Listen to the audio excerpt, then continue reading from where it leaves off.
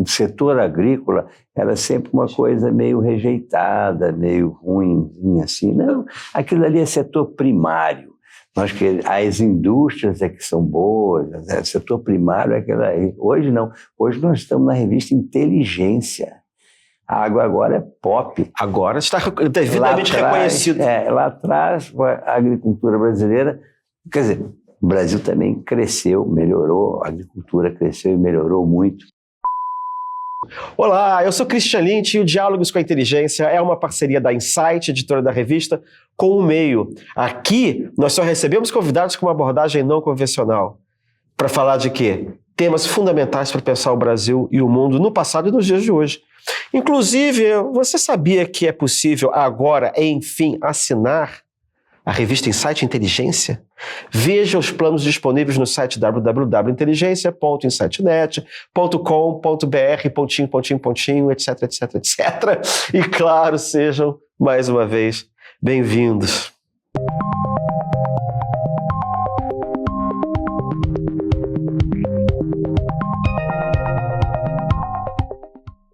Hoje nós vamos conversar sobre um dos setores mais importantes da economia brasileira e, quiçá, que se tornou o mais importante novamente da nossa economia, que é a agricultura. E, claro, suas diferentes facetas, né? A agricultura é um negócio que tem diversos setores, enfim. Mas o fato é o seguinte, no momento o agro é pop. E para falar sobre esse assunto com propriedade, o nosso convidado é Antônio Alvarenga, que é o CEO do Sebrae do Rio de Janeiro, presidente da Sociedade Nacional de Agricultura e conselheiro do COSAG-Fiesp. Antônio, bem-vindo, obrigado por aceitar o nosso convite para vir aqui para esse Diálogos com a Inteligência. Eu é que agradeço. Você veja que a agricultura está tão importante, está tão pop, que ela agora faz parte de um diálogo com a inteligência, ela é convidada para falar sobre um programa de inteligência. Então você vê que o agro conseguiu atingir um nível superior. Mas a agricultura sempre foi, né, o país sempre foi tocado pela agricultura tradicionalmente até a década de 40, 50. Aí você teve um hiato e agora está voltando a ser. Mas não era reconhecido. O agricultor era sempre reconhecido, o setor agrícola era sempre uma coisa meio rejeitada, meio ruim, assim. Não, aquilo ali é setor primário. As indústrias é que são boas, o setor primário é aquela aí. Hoje não. Hoje nós estamos na revista Inteligência. A água agora é pop. Agora está devidamente reconhecido. Lá atrás, a agricultura brasileira, quer dizer, o Brasil também cresceu, melhorou, a agricultura cresceu e melhorou muito, né? A gente tinha, há 50 anos atrás, o Brasil era importador de alimentos, importava arroz, importava feijão, importava muita coisa. E de lá para cá, a agricultura desenvolveu. A gente não pode mais dizer que a agricultura é um setor primário. A agricultura hoje são verdadeiras indústrias de produção de alimentos. Pois é, mas assim, até os anos 50, a agricultura era o setor que sustentava a economia. Ainda tinha, era o café. Eu acho que ali, nos anos 50, começou a dar uma virada, o começo dos anos 50 começou a dar uma virada, né? Mas a gente chega à seguinte conclusão, e hoje voltou a ser o setor dominante. Aí a brincadeira é assim, os chineses dizem que, na verdade, que eles sempre foram grandes e que teve só um pedacinho ali entre o século XIX e o século XX e que eles estiveram mal e agora eles voltaram para o normal. Será que com a agricultura não é a mesma coisa, não? Que isso foi um hiato ali? A agricultura sempre teve uma representatividade assim, mais setorial, né? Cana-de-açúcar, senhor de engenho, café. Quer dizer, era uma coisa de monocultura. Praticamente monocultura. Mas não bombava igual bombava hoje. Depois que veio a industrialização, a agricultura caiu mais ou menos, o status da agricultura caiu muito. Antes da industrialização, os barões do café, sim, os senhores de engenho, algodão. Era um negócio, o status era bem grande, né? A Avenida Paulista era todos os barões de café. Depois a Avenida Paulista virou todas dos industriais e do mercado financeiro, que hoje foi para Faria Lima. Mas hoje não. Hoje a agricultura é completamente diferente. Hoje a agricultura se desenvolveu. vamos dizer assim, basicamente graças aos heróis lá do Rio Grande do Sul, né, os gaúchos, que saíram do Rio Grande do Sul e foram lá para o Centro-Oeste, Mato Grosso. Você imagina, há 50 anos atrás, você morar no Mato Grosso? Hoje tem internet, tem tudo, não tinha luz, não tinha nada. Mas eu estou lembrando, na década de 80, até o meu avô foi para tentar a sorte, porque você tinha uma espécie de uma migração que ir para o Mato Grosso. Tinha grandes projetos de colonização. Para plantar arroz. Tinha grandes projetos de colonização lá. E esses caras foram... Ali que foi a virada para você? A divisor de águas foi ali? A divisor de águas foi nessa época e com a tecnologia, né? A Embrapa, da época lá dos governos militares, Geisel, o próprio Delfim Neto foi um grande incentivador da Embrapa. A Embrapa foi criada pelo Cine Lima, mas o Delfim Neto apoiou, o Paulinelli apoiou e formou uma infinidade de profissionais no mundo inteiro, e vieram os doutores implantar a Embrapa, e eles revolucionaram a agricultura, trouxeram tecnologia para explorar o Cerrado.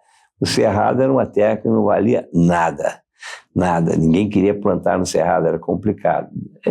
Com tecnologia, na época até simples, de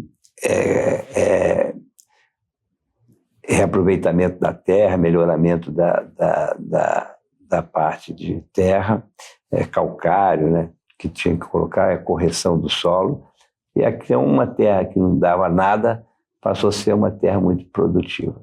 E foi isso aí que a agricultura, quer dizer... É da década de 80 para frente, então? Tecnologia e gente corajosa que enfrentou doença, enfrentou isolamento, enfrentou todo tipo de dificuldade, que ainda hoje tem algumas dificuldades.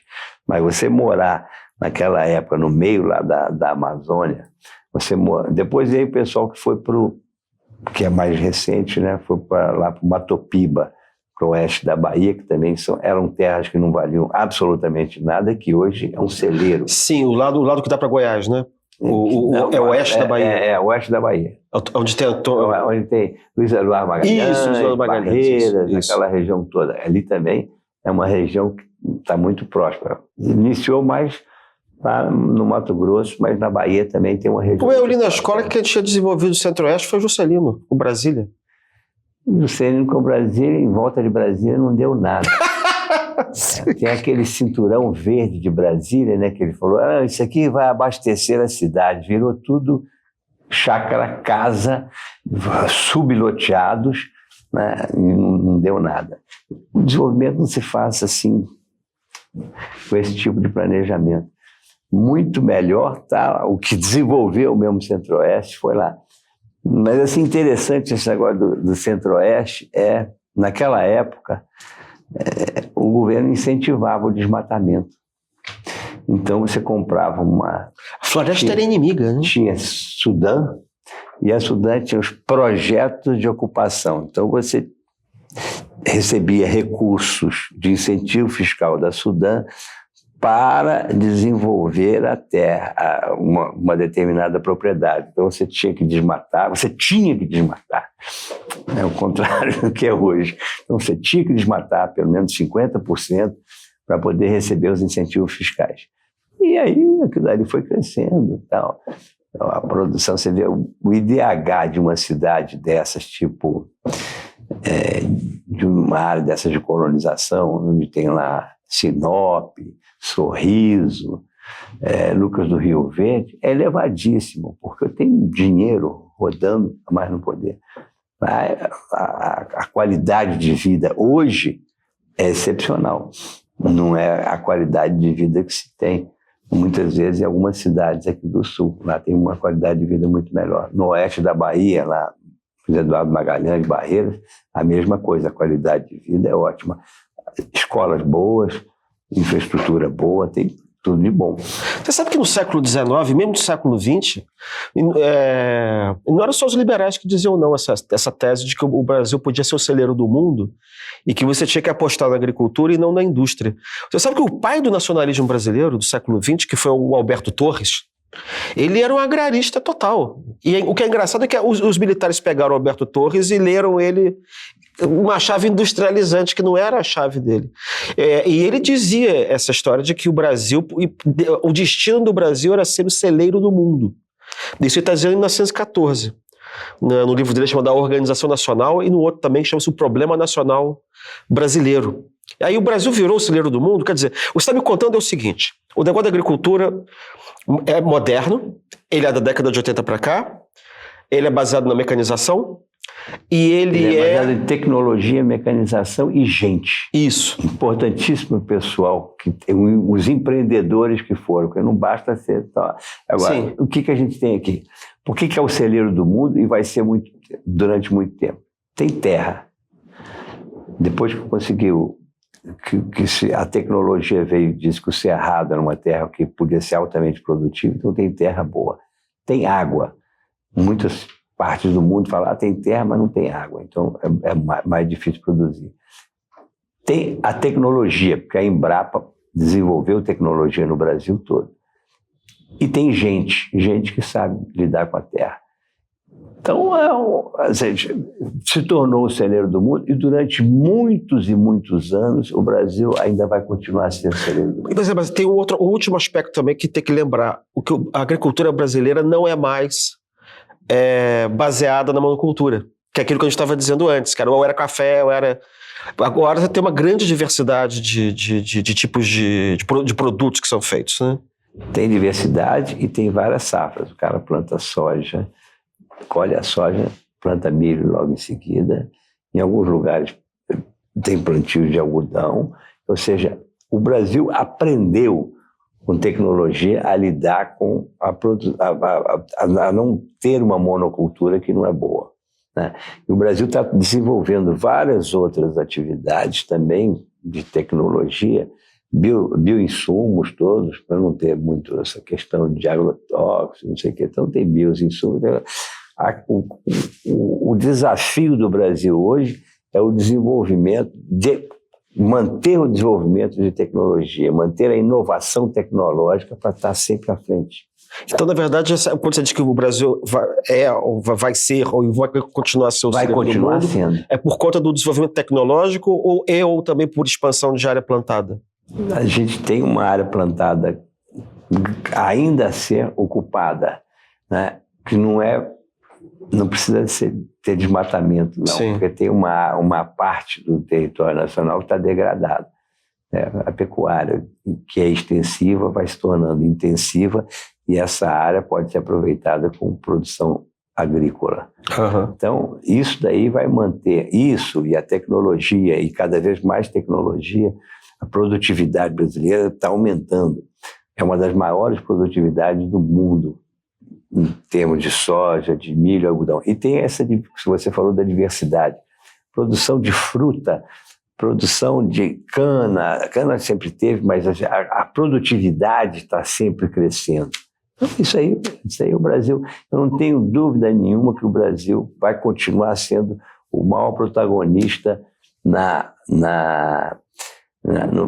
mercado global de alimentos e produtos do agro, né? Que não é só alimento, é energia, fibras, madeira, celulose, etc. O Brasil vai continuar sendo um dos maiores produtores, e que é preciso que tenha alguém para alimentar as bocas que vêm por aí, né? Porque o mundo continua crescendo, continua tendo uma expansão demográfica muito grande, e a gente precisa de ter comida para esse povo todo. E o Brasil vai atender isso. E houve muita política, você está falando da Embrapa, mas houve políticas públicas direcionadas ao longo dos governos da década de 80, 90, depois do regime militar, sobretudo, voltada para a agricultura, ou você acha que foi uma coisa mais espontânea, diria assim? Não. Teve o crédito rural, né? O crédito rural, a grande política voltada para a agricultura é o crédito rural. Então, aqui até hoje tem o Plano Safra. No passado, o Brasil era muito mais dependente do crédito rural, o Banco do Brasil, financiamento, isso aí foi a grande política, o grande incentivo que teve foi o crédito rural. Hoje, a agricultura já não depende tanto do crédito rural governamental quanto dependia no passado, porque existem outras formas de financiar o agro, né? E hoje eu diria que o crédito rural representa 30%, 40% da necessidade de crédito, de recurso para o agro brasileiro. Mas no passado, é inevitável, assim, foi importantíssimo, foi fundamental, foi o crédito rural. E o incentivo à pesquisa. A Embrapa, que é um órgão governamental, também foi bancado pelo governo. O impacto da agricultura no PIB atualmente é de que ordem, mais ou menos? Uns 40%? 45%, mais ou menos. E quanto é que era em 1980? Aí eu estou falando, é o agronegócio, né? Sim. Porque o agronegócio implica no... Tem uma cadeia, né? A cadeia, é o ante, a produção e o pós, uns 45%. Foi crescendo ao longo do tempo. Mas no passado era uns 20%, mas foi crescendo. Ou seja, hoje você compra... Hoje a carne, né? Tem a carne e a carne ela toda produzida, industrializada, exportada de vários tipos de corte. O frango é exportado de vários tipos de corte. Uma avicultura, a avicultura nossa hoje é uma indústria de produção, né? Uma indústria de produção acoplada, tem a produção de aves, que é feita através de pequenos produtores integrados a uma grande cooperativa ou uma grande empresa que faz o abate das aves e a industrialização e a exportação. Então, mas você acha que você pode atribuir esse superávit nosso crescente que tem havido nos últimos anos ao setor, a expansão e a pujança? É claro, se você pegar o dado, a balança comercial brasileira, se não fosse o agro, o Brasil estava quebrado. O que é engraçado é que quando eu fiz essa pergunta dos planos dos governos, é que a impressão que dá é que o agro foi crescendo sem que tivesse sido dado, do ponto de vista político-governamental, nenhum foco específico, que a gente vê o foco para a indústria, vê o foco para isso, vê o foco para aquilo. Não tem parece que, subsídios. Parece que ele foi parecendo... É só crédito. Quando você olhou em volta, estava o agro. E a agricultura, assim, você falar com o pessoal do agro, quanto menos governo, melhor. O governo não deve atrapalhar. O governo, quando não ajuda, atrapalha. E muitas vezes o governo atrapalha mais. A Embrapa é estatal, mas a Embrapa está com problema porque ela está ficando velha. Aquele entusiasmo que teve 40 anos atrás, quando os pesquisadores vieram dos Estados Unidos, da Europa, do centro de pesquisa, trazer, implantar novas tecnologias, não existe muito mais. Toda organização grande e acadêmica, Embrapa, no fundo, é pesquisa, são os acadêmicos fazendo pesquisa aplicada. Uhum. Ela acaba criando determinados feudos. E quanto maior o organismo, mais feudos e mais disputas internas e mais reclamações e mais exigências e mais complexo fica. Então, assim, você tem vários centros da Embrapa, alguns muito eficientes, outros menos eficientes, mas existe uma certa dificuldade na condução da Embrapa. Isso está muito claro. Você tem falado isso, tem muita gente que reclama. O Brasil deve muito à Embrapa, mas a Embrapa precisa se modernizar, a Embrapa precisa de ter uma gestão nova, uma gestão mais eficiente para ela voltar a ser o que ela era no passado. Ela continua sendo boa, mas poderia ser muito melhor. Hoje, a inovação não está vindo só da Embrapa, ela está vindo de uma infinidade de pequenas empresas, umas startups. Você sabe quantas startups tem voltadas para o agro brasileiro? Estudando, pesquisando, 2.000 startups, ou seja, os alunos, os estudantes não, os formandos, os acadêmicos de uma determinada instituição, Exalc, Viçosa, para as instituições de ensino, os alunos vão criando, e alguns empreendedores também vão criando empresas para poder estudar. Então, rastreabilidade, novos insumos, novos produtos para o agro está sendo sempre estudado dentro, não da Embrapa, mas dentro de um ecossistema de inovação que é muito forte hoje em dia e que é apoiado, inclusive, pelas grandes corporações. As corporações apoiam, porque eles são... O pequeno, às vezes, é muito mais eficiente do que um órgão grande. Um órgão grande, às vezes, já fica naquele paquiderme, que é difícil de andar, né? Sim. E, no entanto, uma startupzinha, né, pequenininha, os pesquisadores ali estão trabalhando, a garotada está entusiasmada, né? Então, eles vão entusiasmados com aquilo, eles vão criando coisas novas. Então, eu acredito muito, muito nessa parte nessa inovação, nesse ecossistema de inovação através dessas startups que estão sendo criadas no Brasil. Existem no Brasil, já tem mais de 2.000, imagina só voltadas para o agronegócio. É espantoso. Mas eu fico pensando, bom, a gente está indo tão bem que a gente começa a ter problemas lá fora também, né?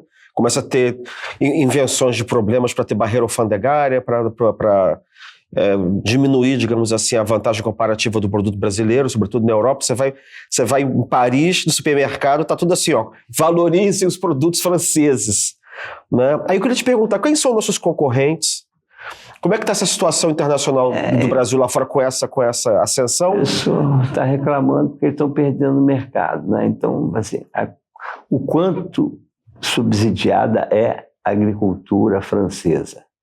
Então, a agricultura francesa, a vaca é subsidiada, o leite é subsidiado, tudo lá é subsidiado. Aí tem que reclamar que o Brasil tem desmatamento, o Brasil, a gente não pode comprar mais nada do Brasil, compre o produto francês, porque o produto francês não é desmatamento. Tudo é do desmatamento lá atrás. É verdade. Tudo veio do desmatamento. Mas agora o nosso desmatamento é que está sendo crucificado no mundo inteiro, mais nos países europeus, né?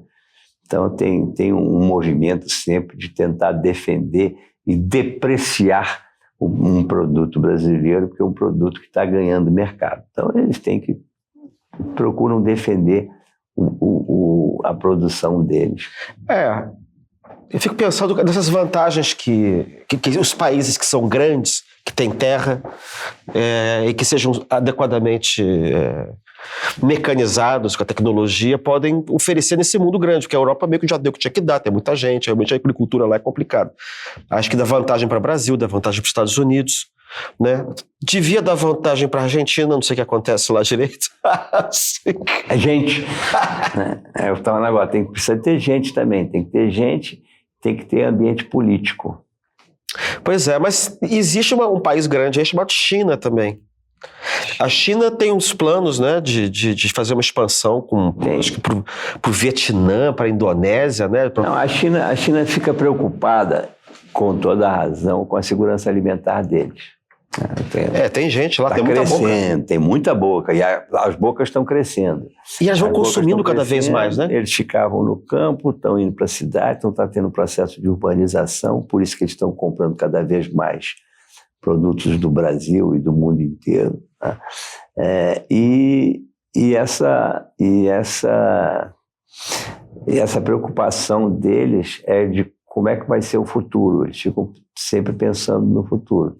Então, eles têm tentado produzir em outros lugares, incentivar a produção em outros lugares. Aqui também no Brasil, eles tentam fazer alguma coisa, eles já compraram algumas operações, não de terra, porque terra é proibido, é mais difícil de comprar, mas eles têm atuado ativamente dentro da produção e querem ter contratos, claro, de longo prazo, porque eles não querem ser surpreendidos de não ter alimentação para a população deles. Uhum. Então, eles estão tentando. Agora, lá mesmo, lá tem um problema assim, quem é que tem água suficiente? Você tem que ter terra, água, tecnologia e gente. Alguns deles têm água, mas não tem terra. Outros têm terra, mas não tem água. Então, tem os gente e tem água, mas não tem gente qualificada. Sim. Entendeu? Gente qualificada que sabe produzir, isso leva tempo. E o Brasil já tem gente qualificada. Precisa de mais gente qualificada. Não que o Brasil tenha muita gente qualificada sobrando, não. Precisa ter mais gente qualificada para poder manter uma produtividade sempre crescente, em determinado nível mais elevado. Assim, é como qualquer indústria. Você tem que estar sempre procurando uma inovação, você tem que estar sempre procurando ser melhor e ser mais produtivo. A produtividade é importantíssima e o Brasil tem que estar sempre procurando crescer a sua produtividade. E com isso conta com o centro de pesquisa, Embrapa, capitaneado Embrapa, e vários outros centros de pesquisas e as pequenas empresas, startups que existem no mercado e as próprias corporações.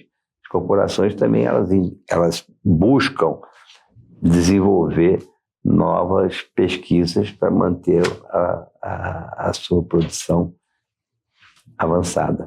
Sim.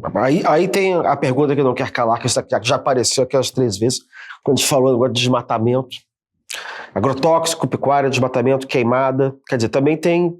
Eu imagino que eu não sou especialista nisso, é você, mas assim, o agro deve ter cisões, setores diferentes, diversos grupos, gente que favorece um tipo de ter um olhar sobre o assunto, outro tem outro olhar, assim. Como é que você vê essa situação, essa coisa dessas queimadas? Quais são os possíveis caminhos para ter uma relação mais equilibrada entre meio ambiente e agronegócio? Como é que você vê isso de dentro? Bom, a gente vê de fora. Desmatamento ilegal deve ser totalmente proibido e deve ser penalizado e criminalizado. Aquilo daí não podia desmatar. Então tá bom, então aquele ali é crime. Quer dizer, existe um agronegócio? Pouquinha coisa, não é muito não. Uhum. Não é muito não, desmatamento não é o pesado. Queimada, a gente liga a televisão, tá queimando. Aí você liga, tá queimando no outro país, tá queimando no outro país, tá queimando, ou seja, tem uma época do ano que queima mesmo. Não é o agricultor que está queimando a área dele. O agricultor... Mas tem diversos tipos diferentes de agricultor, não tem? Um agricultor que está mais preocupado com a conservação ambiental, o outro não está nem aí, ou está achando que está no século XVII. Não tem? Não, mas tem uma coisa que comanda tudo, que é o dinheiro, a rentabilidade. Se você fala, por exemplo, agronegócio, tá jogando... Alguém vai jogar agronegócio, não, agrotóxico. Alguém vai jogar dinheiro fora, vai usar mais agrotóxico do que precisa. O agrotóxico é necessário porque tem praga. Então você tem que usar o agrotóxico naquela medida. Um produtor que utilizar mais agrotóxico do que precisa, ele está desperdiçando dinheiro. Um produtor que taca fogo na terra dele, ele está fazendo besteira. Então, o agricultor, de uma forma geral, existe uma racionalidade econômica nos agricultores. Você não faz besteira porque você está perdendo dinheiro. Então, isso aí, para mim, a grande maioria pensa assim. Um agricultor age pensando em ter maior rentabilidade. Tem um outro que eu esqueci de falar, que é um outro segmento que é muito importante para o crescimento do agro brasileiro, foram as cooperativas. As cooperativas são fundamentais. Metade de toda a produção agrícola passa pelas cooperativas. Isso tem sido fundamental para garantir aos produtores insumos, o fornecimento de insumos, garantir aos produtores escoamento da produção.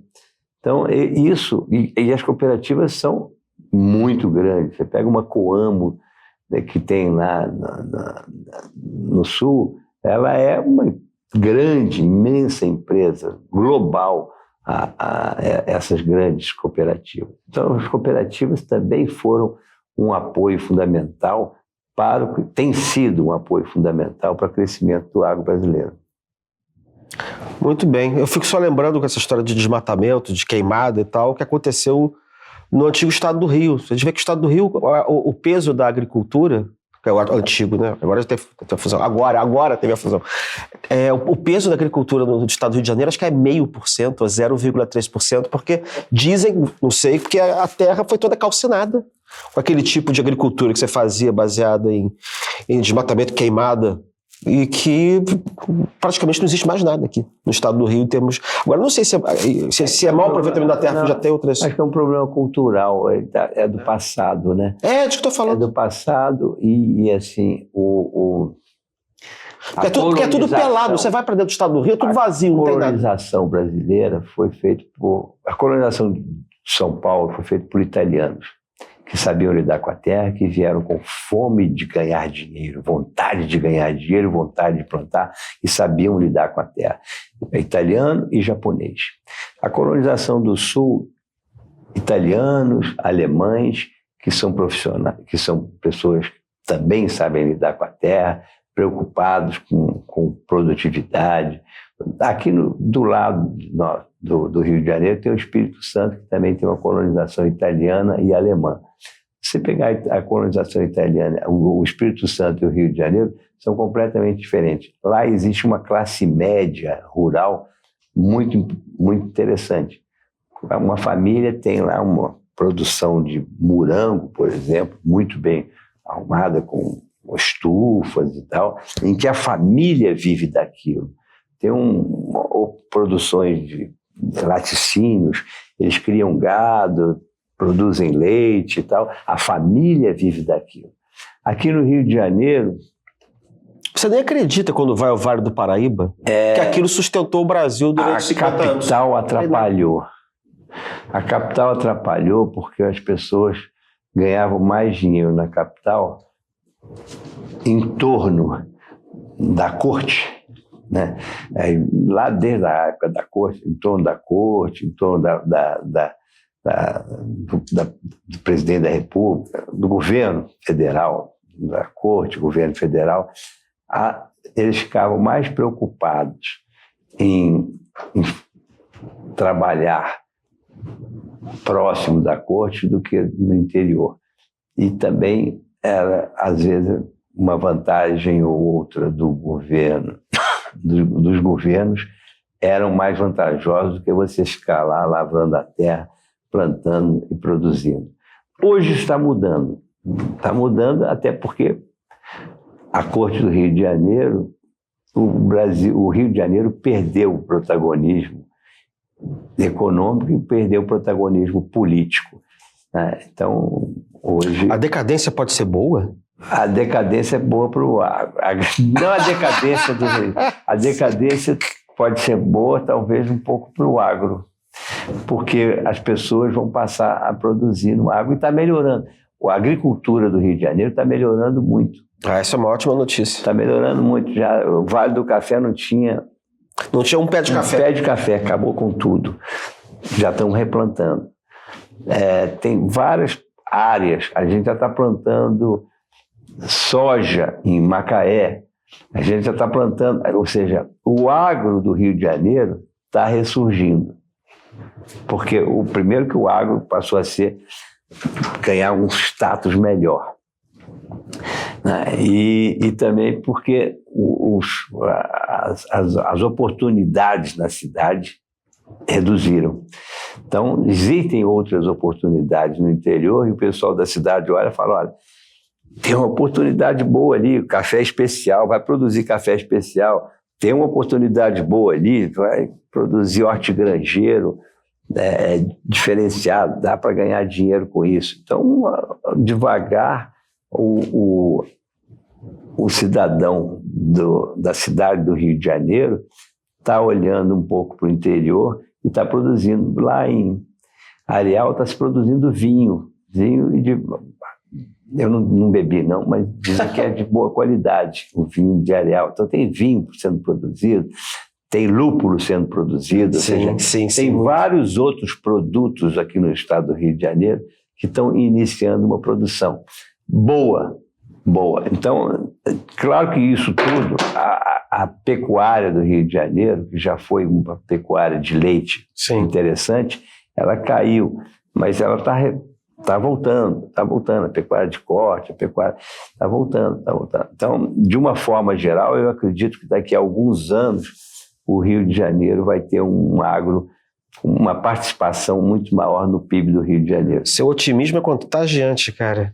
Esse bom ouvi-lo, porque em geral quando a gente fala de política ou fala de alguma coisa aqui, é sempre assim, meu Deus do céu, a coisa tá sombria e tal, aqui tá... Não, o agro tá bem. O otimismo... Dá de sorriso de orelha a orelha. O otimismo vem porque o agro tá bom, o agro tá crescendo. E o agro, eu não vejo nenhuma nuvem negra em cima do agro. Não vejo. Pode até ser que... Porque tem uma outra coisa que quando você está muito bem, né, todo mundo quer tascar. O governo está sempre atrás de dinheiro. Ele fala, de vez em quando saem umas notícias assim, pô, esse pessoal do agro aí está ganhando muito dinheiro, tem que tascar um imposto em cima dele. Já deve ter ouvido falar nisso. Se fizer isso, aí eles querem destruir o agro. Aí vai matar a galinha dos ovos de ouro. Eu fico lembrando como historiador, você sabe que acho que durante a Primeira República existiu um imposto de exportação. Essa é boa, né? Imposto de exportação. Se falarem, já outro dia vi notícias dessas aí. Está exportando muito, bota um imposto de exportação, aí vai querer o quê? Vai acabar. Aí os franceses vão adorar, o mundo inteiro, os produtores do mundo inteiro vão adorar, vai tascar o imposto na produção agrícola brasileira. Entendeu? É o desincentivo completo. É você tascar um imposto na exportação de produtos. Nossa, eu nem sabia disso não, eu estava falando que eu achava engraçado. Como é que você tá, mas é engraçado e tenebroso. Não, porque não faz muito sentido. Porque não faz o menor sentido isso, não faz o menor sentido, mas tem sempre algumas pessoas com ideias desse tipo. Procurar dinheiro aonde tem, não importa... Bom, vamos pegar o dinheiro aqui do agricultor, que ele está exportando muito bem, está ganhando muito dinheiro, então dá para ele colaborar para fechar as contas do governo. A gente já está fechando as contas da balança de pagamento muito bem fechado. Bom, muito obrigado por ter vindo aqui. A gente tem que encerrar o programa. Eu achei ótimo, me instruí muito acerca do setor. Enfim, vamos acabar por aqui dessa vez. Antônio, muito obrigado por sua participação, que foi realmente excelente. E para você que está vendo ou ouvindo Diálogos, lembre-se que nós temos vários artigos disponíveis no nosso site, assim como alguns documentos inéditos. Acompanhe a Inteligência e o Meio nas redes sociais para não perder novidade nenhuma. E a gente se vê no próximo Diálogo. Até mais.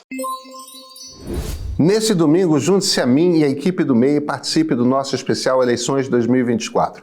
A gente vai estar ao vivo a partir das 5 horas da tarde com uma live especial para acompanhar a apuração dos votos do primeiro turno das eleições municipais. Vão estar comigo Marilis Pereira Jorge, Flávia Tavares e Christian Lynch. A gente também vai contar com a repórter especial Luciana Lima, direto do Tribunal Superior Eleitoral em Brasília, além de participações de especialistas como Jairo Nicolau, Ana Carolina Evangelista, Juliano Spayer e Carolina Botelho. A gente se vê ao vivo domingo aqui no MEI.